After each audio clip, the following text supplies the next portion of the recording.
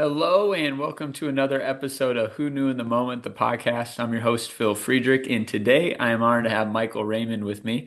Michael is the founder of Raymond Representation, and one of the things that I think you're going to hear in his journey today is when you find somebody that can be a great mentor to you, really hone into that because you never know what doors can open up from your mentorship. So, Michael, thanks so much for being on today. Hey, thank you. And I couldn't agree more with that statement. So I love hearing that right away. Yes. So, just to start your journey, you grew up loving sports, and one specific sport that you fell in love with was basketball, but one team that you fell in love with were the Eagles. So, talk a little bit about growing up and just, enjoying sports in general, but also just the love and really, more than just a game, right? Yeah, first of all, I'm a diehard Eagles fan. So you definitely did your research. I love to hear that. First of all, I'm 6'6". I am born to play basketball. Unfortunately, my genetics did not agree. So, once college kind of came around and, we started to get a lot more competitive, I wasn't able to really keep up anymore. But I always played basketball. I was always pretty good, but just not as good as I needed to be. Um, the Eagles thing is interesting, just to give the audience a little bit of background. My whole family is from Philadelphia. Got it. Uh, I'm actually the only one in my family that was not born in Philadelphia, that was born in South Florida. And what's funny, and ironically enough, I'm the biggest Eagles fan of everybody. Um, it kind Well, of just congrats happened. on the Super Bowl. Yeah, thank you, thank you. I love hearing that. And honestly, just to keep it short and sweet, like the reason that is really when I started to really watch sports seriously, and got old enough to kind of understand what's actually going on. It was the Eagles Patriots Super Bowl from I forget when it was. It might have been like in the early 2000s, excuse me, and they actually lost by a field goal. Yeah. That Donovan McNabb was the quarterback, Brian Westbrook, Brian Dawkins, all those guys. So I fell in love with that team. That team was like my team. Brian Westbrook jerseys. I had Brian Dawkins, Asante Samuel, Brett Selleck, all of those guys. Yeah. I fell in love with that team. And of course, the Dolphins at the time were not really doing anything special either. So that's really where the love came for the Eagles. And I was like, you know what? My family's from Philadelphia. Like, they're a good team. Why wouldn't I want to be a fan of them versus the Dolphins? And, respectfully to the Dolphins, I hope they do well. But I am a diehard Eagles fan since that day. And I have not missed a game since then. And of course, Jalen Hurts is our guy now, and he is a Super Bowl MVP. And I love him and I love the team. So that's kind of where the background comes from Philly. Yes, sir. So as you're growing up and progressing, and to your point, hey, playing college basketball wasn't going to be in the cards. You end up deciding I'm still going to go to school, and being in the Florida area, you decide to go to UCF. And so, talk a little about what made you pick UCF, but then also, in your time there, you were the student president for the UCF Sports Business Club. So, talk a little bit about how you started to get integrated into that and really what sent you down that path. Yeah, so even going back to high school, I actually always wanted to be a sports agent. I didn't even know what that meant, to be honest, at the time. I just thought it was cool. And I thought like out of the movies that I was watching and the shows that I saw, like it was still a way for me to basically be involved with that with athletes, with athletics, with sports in a cool way, Yeah. while also being like a mentor to them and kind of like their right hand man and all that kind of stuff. And I thought that that was always cool. So that was really my mindset. And when I chose UCF, honestly, I wanted to stay in Florida. It was between UCF and FSU. My best friend went to FSU. I really loved UCF. I had a great visit there. The campus was just a lot newer, more modern, kind of my style. I don't really care for like the old historic vibes that like some people want. Yep. Uh, I'm also not a huge like fraternity sorority guy. Like I was in a fraternity for like a year and a half, 2 years. It was cool, but it's not like my thing. Yep. And I feel like a lot of people go to those colleges for those reasons. Mhm. So UCF really just caught my eye, and honestly, at the time, UCF had an incredible sports program that was ran by, who I'm sure we'll get into, but my mentor Scott Buckstein. They have the DeVos program there, which is really one of the best sports programs in the country. And I thought that it was really the best place for me to be. I had a lot of friends there. It was only 3.5 hours away from my house, and it was just far enough to get away but like close enough where I could say, you know what, if I'm not feeling myself, I could get in my car and go home and have like a little bit of a 2 day reset and go back. So I just felt good about it, and I liked it, and I decided to go there. And yeah, it was the best decision I ever made. I love UCF, and I don't regret it at all. Yeah. Now, oftentimes in the agent route, maybe not as much today, but certainly back in the day, it came down to having connections, right? It's a tough industry to break into if you don't either know someone that's in the industry or if you're not super connected to great athletes that need an agent. And so for you, being in the club and then through the university, you start to get some significant connections. So talk a bit about not even necessarily the connection itself. I want you to elaborate on the relationships that come from it, but two, that seems to be a consistent theme in your story is that you're really good at creating relationships with people. And I think that's a very unique skill for people to have because it's so easy to come across as the I want something from you and give me that something and then I'm ready to move on. And as you develop and get older, you start to realize that in younger people. So talk a little bit about that for you. One, cultivating the relationships, but two, just some of the relationships that came from that. Yeah, so honestly, first of all, it all starts with Scott Buxley, my mentor, who was at UCF, took me under his wing after the first semester there. And it first started off with him checking me every day in his office and making sure that I do things differently and do things better, but then also building like a brotherhood between me and him. And even to this day, I talk to him almost every single day. And he really built me into the person that I am now. Mhm. It's one thing to have like family and friends and parents that are kind of your mentors and guide you, but it's completely different when you have somebody that looks at it from a third's eye perspective and doesn't know you personally, doesn't know the way you grew up. It's way different. Yeah. So I value that, and I feel like not everybody has the opportunity in life to have a Scott Buckstein, right, or have a mentor in their corner. So my number one piece of advice to students that are in that age group is like to try to find somebody. It's not easy. It's not easy. It's not something that you could force. Like you kind of have to just like add value and be who you are, and like someone has to kind of see that and be willing to grow with you in that role. Yeah. But one thing that he told me early on that I really like took it and ran with it, and I say this very humbly, like in a non-arrogant way, not in a cocky way, but he told me that I was incredible at building community, and Mhm. I didn't even realize it at the time. But then I thought, okay, you know what, I really am. Like I'm good at bringing people together. I'm good at maintaining relationships. I'm good at talking to pretty much anybody in the room. I don't shut my mouth, and I'm a presence in every room that I walk into. And I think that that was a super valuable, asset to have. And I took that and ran with it. And that's why I became the student president of the program. And, I was in charge of over 300 students every year. And we went on trips every year. And we had a network with like GMs and agents and lawyers and things like that. And it was an incredible experience. It was amazing. And it only amplified me wanting to be an agent even more. And just to add one little funny thing to that story is I want everybody to hear this. He told me more than anybody to not be an agent and to not Mm. break into this space. And he wasn't the only one, but a lot of people told me like the agent business is shark eat shark. It is very competitive. There's no money in it, for a very long time unless you Yeah. get the clients. And it's just like what every kid wants to be, right? And it's just like that cliche job that's like so difficult. But I will tell you right now, if you know me, whenever I heard that, it only ignited the fire in me even more. So I love hearing that you can't do something. So like that just made it even more inevitable that it was going to happen. And then I'll never forget. It was like the fall semester of my final year, and I was studying for the LSATs, trying to get into University of Miami for law school, which is where I ended up going. We might get into that too.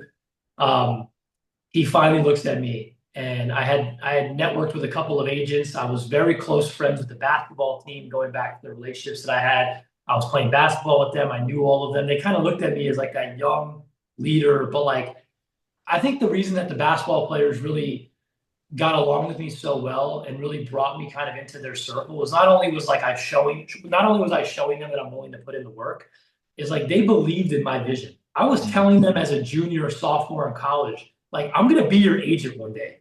Yeah. I was saying that to like Aubrey Dawkins. I was saying that to Justin Gray. I was saying that to Taco, all these kids that I knew. I was like, yo, I am going to represent you, or I'm going to represent people that you know. Yeah. They believed it. And on top of it, they saw the work with the internships that I was doing, with the volunteer opportunities that I was doing, with the meetings, the networking events. Everything that I was doing was proving the point. And I think Buckstein finally said, you know what? If anybody could be an agent, it's going to be you. Oh, He's like, wow. I'm not going to tell anybody else in this class that they could do it. I'm going to tell you that it's going to be really hard, but I think that you have a chance to make it work because I know who you are now. So that's what I needed to really get over the hump and really help me I love take that. it seriously. Now, and once again, you can elaborate on this. At some point, it sounded like a friend of yours, Adam, was doing some different client relationship and agent work already, and he was willing to help you come in or have you come in and kind of work with some of the folks inside of his book. So, talk a little bit about, That's sometimes I strong. think from the outside perspective, something can look really glamorous, but then all of a sudden you're in it and you go, oh man, like that's what this job is. And that can either scare you away or it can draw you in even further. So, talk a little about getting more of the hands-on and in-depth experience there. No, it's amazing you bring that up because no one's really ever talked to me about that before. But that was, Adam. There was a couple others, Daniel Green. There was a couple other agents, like another mentor of mine, Orrin Mayers. He's a business manager. He's Ray Allen's business manager. So a couple of guys like that, brought me in to kind of help them out with their clients that they had, and really just start to learn a little bit more about the business and like what it actually looked like. Yeah. And of course, there's levels to this, right? If you go to a big agency, they have $100 million plus people that you're working with, and you're doing a lot of different stuff. At the time, we were dealing with G League level guys, overseas guys, a couple two-way guys on contracts, things like that. So I came in just trying to be like, you know what? How can I bring them brand opportunities, build their social media platform a little bit, kind of give them a brand and a story to tell. Yeah. And also just help the agents, whether it's contacts, it's breaking down salary cap numbers, scouting reports, things like that, just to learn as much as I possibly can. And I'll tell you right now, I quickly realized that like being a basketball agent was not necessarily what I wanted to do. Now, did I stop doing it? No, but I definitely learned a lot more than I thought I'd do. Yeah. And that later led to me, taking the agent exam and getting my license myself and doing that. But um, we'll get into that later. But I really learned that I didn't want to just be a basketball agent. I wanted to do something a lot bigger than just that. So that's kind of where it led me to Raymond Rep later on. Yeah. Well, so as you're kind of talking through, you end up getting into Miami for law school. And a question there is, did you go to Miami for the law school part of it? Did you go because it's a fun spot to be, or did you go because there's a heck of a lot of athletes that come out of Miami then go pro and hey, now I'm in a ripe spot to cultivate relationships. Give me a little Hey, down here. all those answers sound pretty good. I'd say all the above, to be honest. But I mean, yeah, I mean, listen, it is really all the above, right? But I think number one is my parents went to University of Miami, not for law school, but they both went to University of Miami. I always knew it was a good law school. It's when it comes to it's not the best law school in Florida, respectfully, but when it comes to sport and entertainment, I personally believe that it's the best law school. And like you said, the athletes that come out, the brand behind University of Miami, it's always been a school of sports, football, basketball, whatever. There's a lot of agents that went to University of Miami that have done well. And honestly, like I just wanted to be a Cane. Like I wanted to have that logo behind my name. So like I thought that it was the best fit for me. I was like, why not be in the city of Miami where every single major event, there's 6 different sports teams here, like all these things are going on, and I get to be close to home. Like Yeah. it was a no-brainer. I was like, why would I not want to be there? And I really thought about like what is my next 5 to 10 years going to look like? And if I start building a network for myself, where do I want to build my business for the long term? It was South Florida. So I was like, okay, why would I not start law school here? And as I build those relationships, it's just going to lead on to my career. And that was it. And also, like, listen, I say this honestly, like all my connections were here, right? So it's like at the end of the day, like if I'm going to go get a lawyer job at the time, I was thinking about like a lawyer job. It's like, why would I go to a different state or somewhere where I don't have any connections? I know 50 plus lawyers in the Miami area. Like that's where I need to be. So it just made sense all around. Yeah. Now, you mentioned this name just a minute ago, but Orrin Mayers and yourself worked an event together for a Ray Allen charity. So talk a little bit about, working some of these big events where, at the end of the day, and it's a hard part about your job or in your industry, right? You may not get compensated to go put on that event, or you may not get compensated to do those types of things. But it's so important for the players', reputation. It's important for your relationship with them. So talk about just kind of seeing the behind the scenes and getting integrated into some of those bigger events as well. Yeah, so first of all, the story behind me and Orange relationship is actually pretty cool. So he came to speak at my sport business club at UCF a couple years before that. And I won't even lie to you. I was the only student in the entire class that went up to him after to talk to him and tell him that I wanted to take him to lunch. He actually lived in Orlando at the time in Lake Nona. And what's crazy is you would think that Ray Allen's business manager comes in and speaks to a classroom full of kids that want to be agents and managers. And he has Jordan branded bags. He has Nike stuff. He has Ray Allen stuff. He's handing it all out to us. He's telling us all these stories about Ray Allen and his time together for 30 plus years. They've been working together. And I'm the only student that goes up and talks to him. I couldn't believe it. Yeah. So I used that to my advantage. I drove up to see him the next week. We had lunch together. And I told him, I said, listen, I'm going to Miami next year for law school. I'm going to be living down there, whatever. And I know Ray Allen lives in Miami. I know that you go to Miami all the time for his charity events. And at the time, he was opening up computer lab facilities every single quarter at a different school that he picked. So he would pick different schools in Miami, whether it was the Boys and Girls Club, it was a middle school, it was an elementary school, whatever. I told Oren, I said, listen, I'm going to be at UM. Let me be your boots on the ground and kind of like check in on the schools for you. Let me go build a relationship with the people. Let me go check in with Ray. Like, I will help you with whatever you need. And he loved the idea. He was like, great. He's like, I don't have anybody that helps me. Yeah.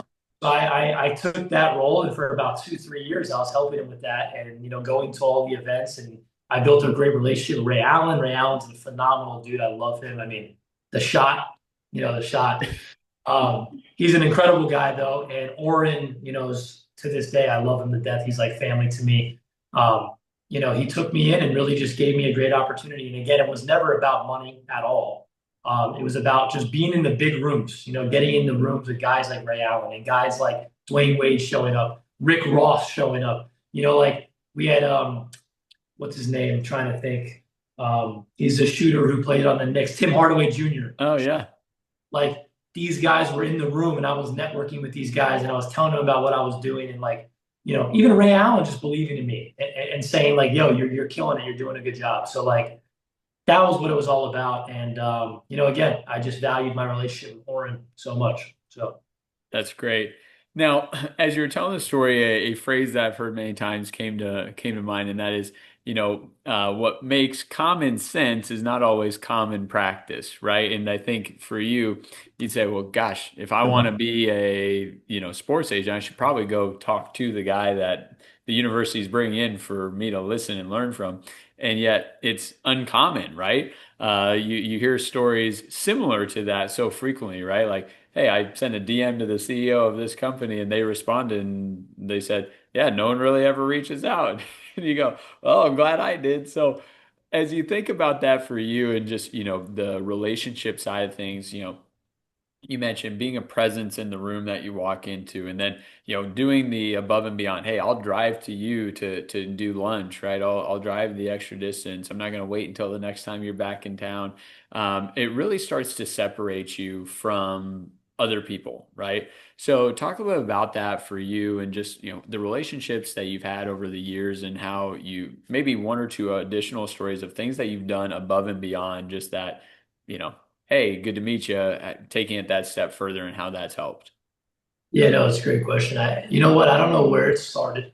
For some reason, I guess it's the people that I follow online. It's like these online coaches and motivational people that I like to watch. But I just think I understood at an early age that like nobody's coming to save you. Yeah. Like you have to save yourself and you have to create opportunities. And I think in life, when you do things the right way and you're consistent and you show up, opportunities will present themselves. But the difference is like, do you take advantage of the opportunity when it's there? And I always try to take advantage of every opportunity that comes my way. And it doesn't mean that it works out. You know, sometimes they don't work out. Um, but again, I kind of knew like going in, everybody was telling me how hard it was to be an agent. Everybody was telling me how hard it is to be successful in the space. You know, everybody was telling me if you're going to law school, like, are you crazy? Like, go be a lawyer. You know, like do this, do that. And on top of it, I think it's just where I come from. Like my mom's an entrepreneur, 38 years, she's owned her own business. Wow. I never wanted to work for somebody, you know, and that's a hard thing to figure out because at my age, I didn't even know what that meant, Yeah. really. You know, like I'm just saying that, but it's like once I got a taste of that freedom, I was like, I do not want to like go have a traditional 9 to 5. So like I got to just do everything in my power to not let that happen. So, Yeah. and it's not for everybody. It's not for Yep. everybody. I think some people excel in a 9 to 5 scenario, right? So I think it's not for everybody. It's just how I was built. I love that. Now, as you're at Miami, you decide to, as you mentioned, take the test to be an NBA agent or getting licensed as an agent with the NBA. So, talk a little about that process for you. One, the ambition to do it while in school, but two, then what you started to think about or look at doing with that. Yeah, so first of all, my only intention at first was I'm going to take it now because I got to take the bar next year and I don't want to take both at the same time.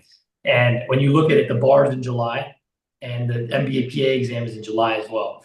So literally my only thought at that time was I just don't want to take both of them at the same time.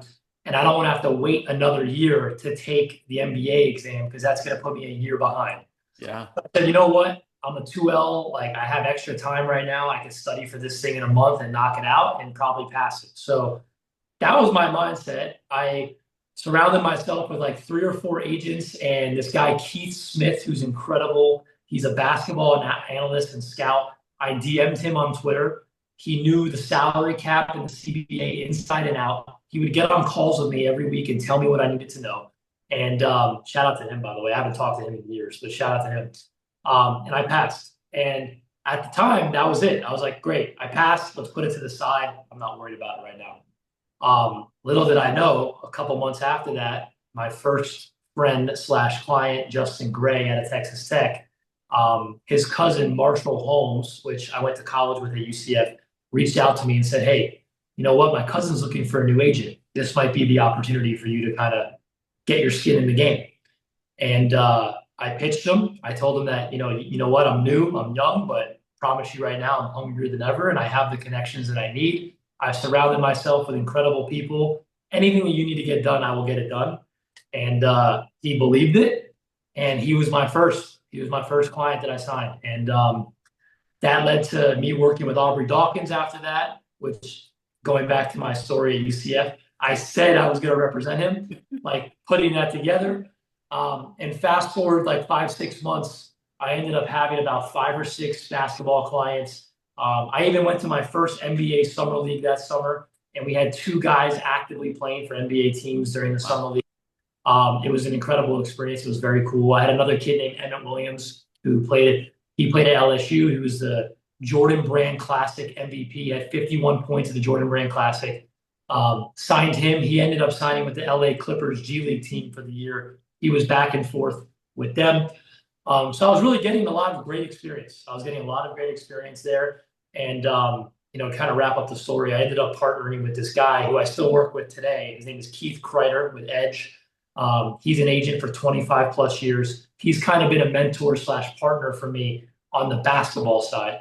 Yeah. And he's been incredible. So me and him have been working with each other for almost 3, 4 years now. And we have probably over 10 plus NBA slash pro level guys together.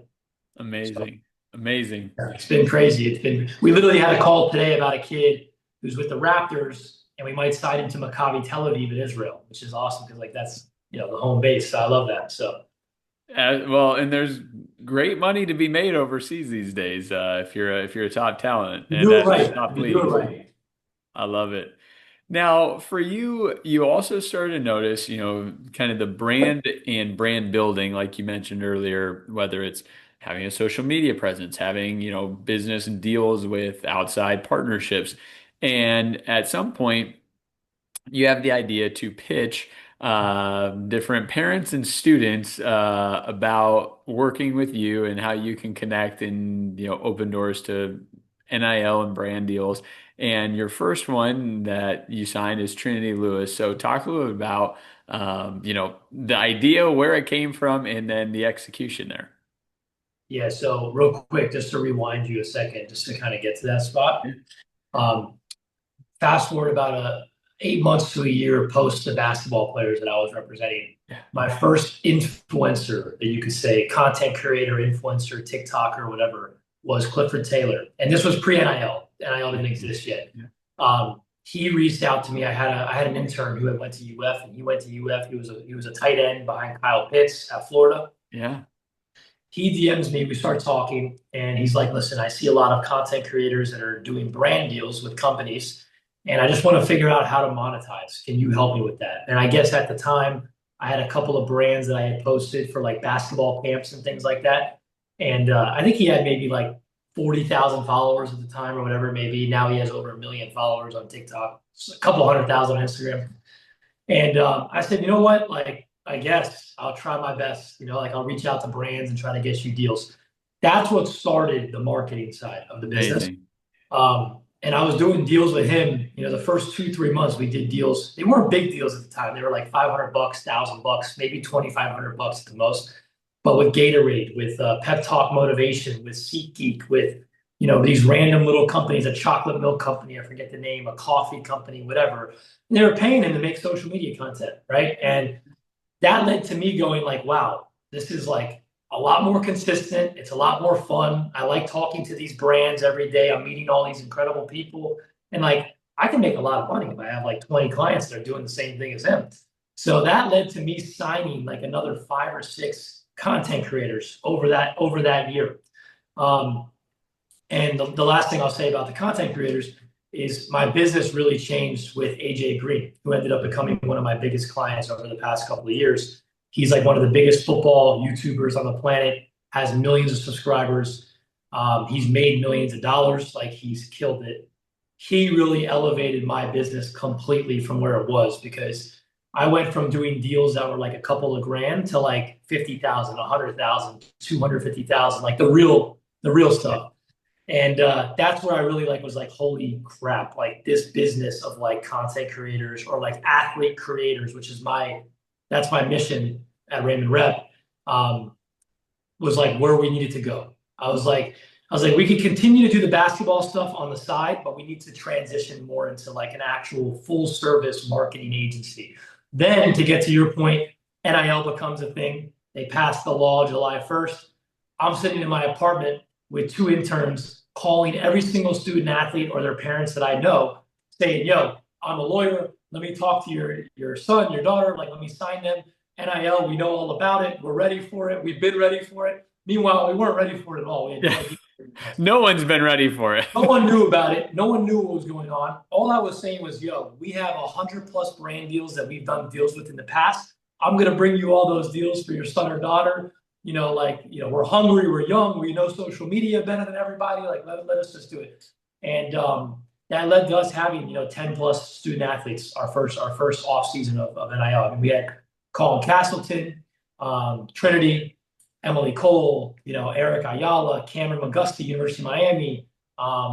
So many different people. We had like, it was all different sports, all different athletes, male, female, didn't matter. And the one thing that separated it though was we weren't just going after the good basketball, football players. We were going after content creators. Yep. And that's what really created this entire niche that I built almost my entire company behind over the past couple of years. Yeah, well, and so to that point, a lot of the NIL athletes, or I guess I don't know a lot in regards to the percentage here, but you have many athletes that are what we would say is maybe in the non-revenue generating sports in sports, right? But they themselves have a significant opportunity to have great brand deals. And so talk a little bit about, taking that approach to it and, focusing on the creator side of it rather than just, hey, who's going to be the top 10 picks this year? All right, let's go try and find those people. Yeah, I mean, I think it's just one, we were being realistic, right, with where we were at. I was like, we're a new agency, we're kind of new in the game.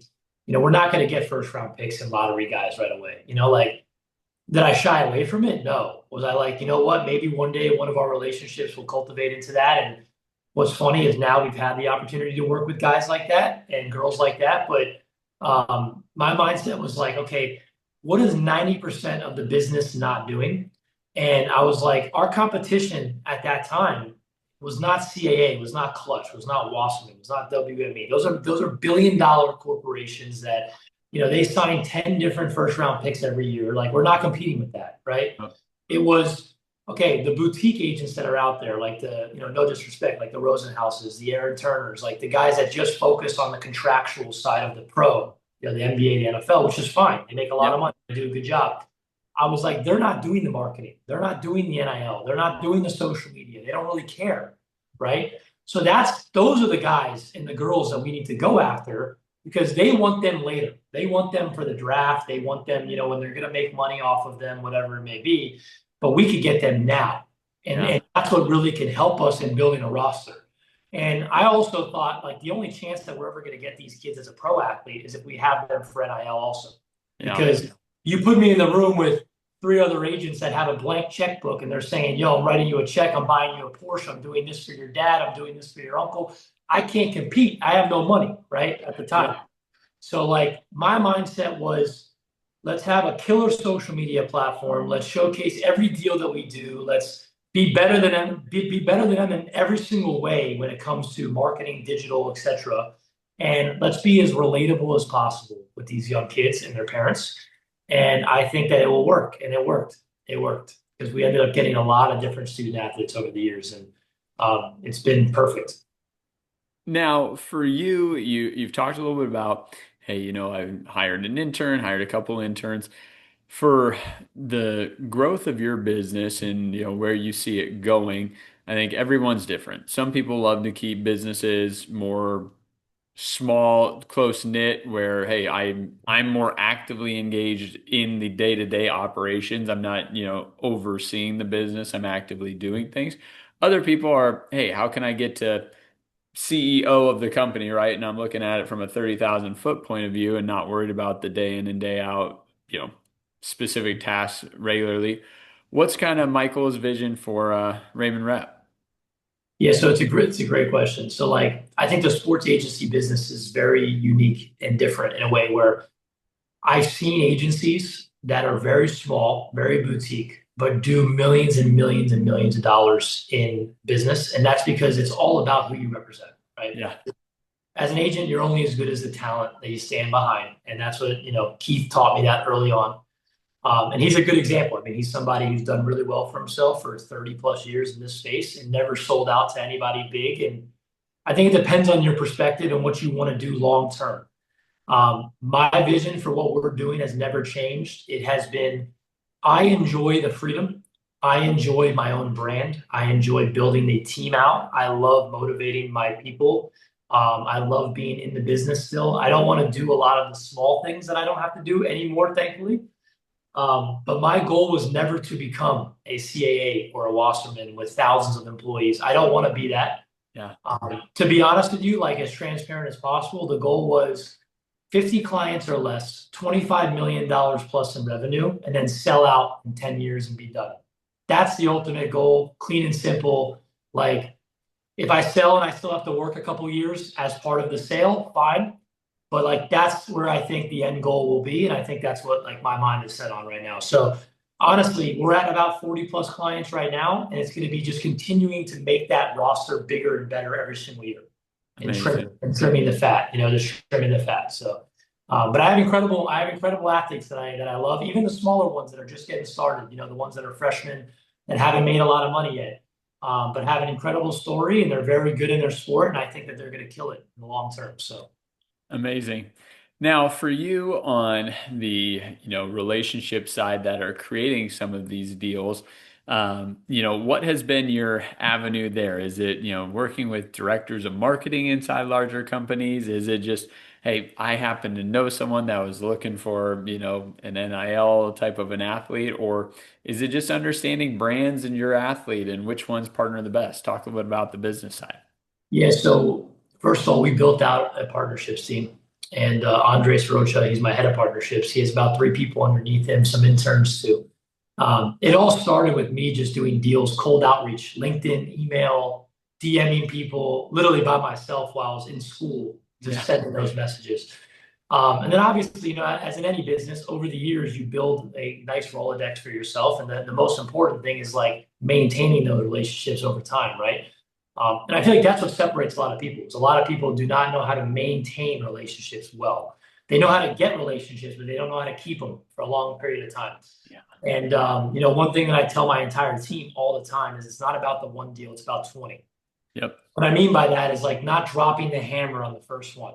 It's like let both sides win.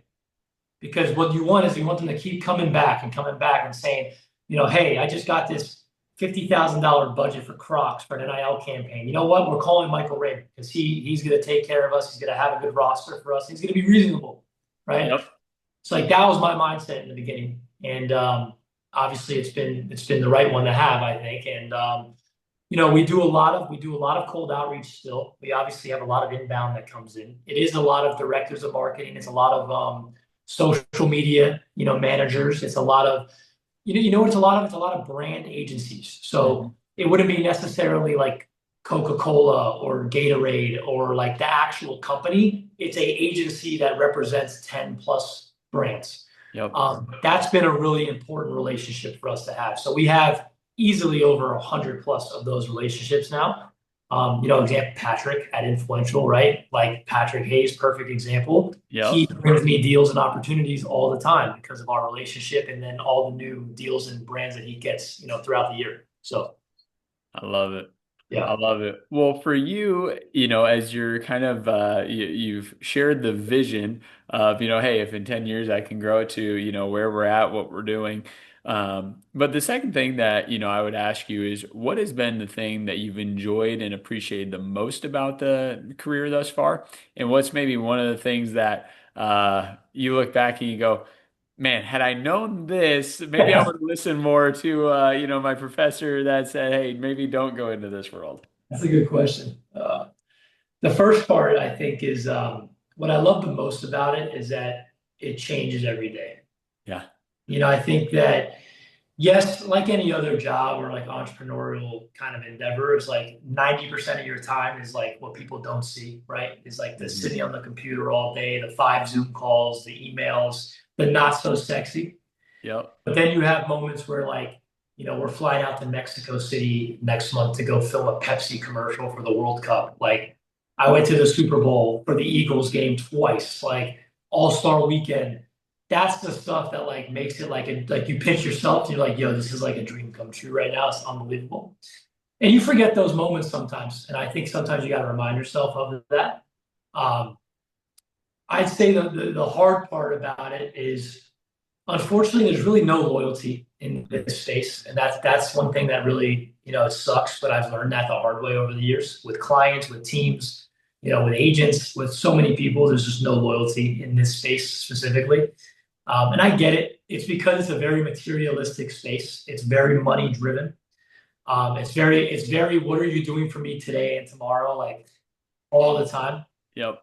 And as an agent, it's very stressful because if you have a client that has six other agents in their ears saying, why are you not doing anything right now? It's hard not to answer those calls. So um, it's not that I don't wish somebody told me about it. I just wish I knew more about it early on. So I Yeah. didn't get as butthurt about it when it first started, when it first happened to me. Yep. But one thing that, a lot of mentors told me is like, I love Rich Paul, right? Like Rich Paul, he's done a great job, obviously, LeBron's guy, whatever. I love the brand that he's built, but even Rich Paul loses clients, right? Yep. Even he gets fired sometimes. So I think that's what kind of keeps me grounded is like at the end of the day, some things you just cannot control. Yep. And that's okay. It doesn't matter like what age you are. It's not your problem. It was never you in the first place. That's right.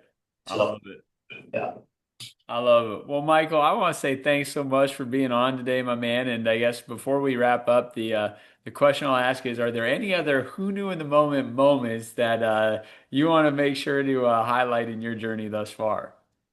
No, you know what? I'll just say what I said before we got on is like I love the concept behind the podcast, the name, because I think that everybody should like keep that John 13:7 quote in their head. Is and I'm not a big Christian guy or whatever, like anything like that, but you may not know now, but later you understand. And no matter where you are, what business, relationship, whatever it is, you don't know in that moment.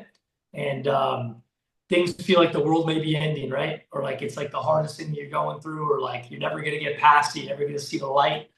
But almost every single time, I promise you, you're grateful that it happened later on in life. So I love it. I'll Well, say, my that's all I'll man. say. Well, I'm excited to continue to watch your journey, and we'll have to do this again in 2 or 3 years and talk about the 70 clients you represent and all the We'll do it amazing things you're doing at we'll that do it point in time. on the Raymond Rep yacht next time. You heard it here. Write it Only kidding, down. only kidding.